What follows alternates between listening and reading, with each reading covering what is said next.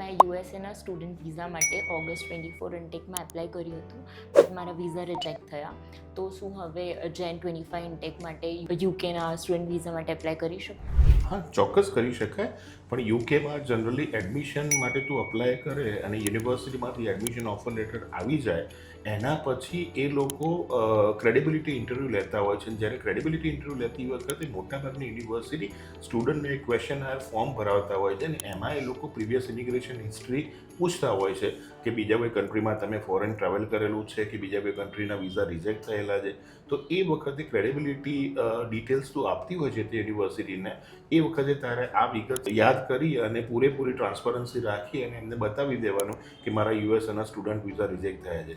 યુકેમાં અમુક યુનિવર્સિટી એવી પણ છે કે જો તમે બીજા કોઈ કન્ટ્રીના સ્ટુડન્ટ વિઝા માટે રિજેક્ટ થયા હોય તો એ લોકો આગળ તમને કાસ્ટ નથી આપતા, એટલે ફાઇનલ એડમિશન લેટર નથી આપતા. એટલે ટ્યુશન ફીસ ડિપોઝિટ કરતાં પહેલાં ક્રેડિબિલિટી ઇન્ટરવ્યૂના સ્ટેજ ઉપર તારે આ વસ્તુ દરેક યુનિવર્સિટીને બતાવી દેવાની. ઘણા સ્ટુડન્ટ્સ એવું કરતા હોય છે કે ભાઈ આપણે નહીં બતાવવાની અથવા યુએસએના વિઝા રિજેક્ટ થાય એવું નથી કહેવું અને એના પછી લોકો કાસ્ટ લઈ લેતા હોય, પણ એવું કરવામાં ભવિષ્યમાં તમને પ્રોબ્લેમ થઈ શકે. એટલે હું એવું એડવાઇસ કરું છું કે આપણો જે બી ઇમિગ્રેશન રેકોર્ડ છે એ પૂરેપૂરો ક્રેડિબિલિટીના સ્ટેજ ઉપર અથવા વિઝા એપ્લિકેશન ફોર્મમાં પણ, જ્યારે યુકેનું વિઝા એપ્લિકેશન ફોર્મ તમે ભરતા હશો સ્ટુડન્ટ વિઝા માટે, તો એમાં પણ ટીયર 4 વિઝા એપ્લિકેશન ફોર્મમાં આ વિગત પૂછવામાં આવે છે. તો એ વખતે પણ બીજા કન્ટ્રીનું રિજેક્શન જો હોય તો એ તમારે બતાવી દેવાનું અને આવી કોઈ ઇન્ફોર્મેશન સહેજ પણ તમારે સંતાડવી જોઈએ નહીં.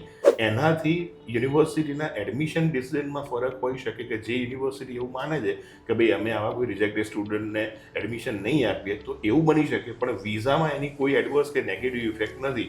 એટલે વિઝા ચાન્સ તારા યુએસએ રિજેક્શનના હિસાબે યુકેના સ્ટુડન્ટ વિઝાના ઘટશે એવું સહેજ પણ માનવાની જરૂર નથી.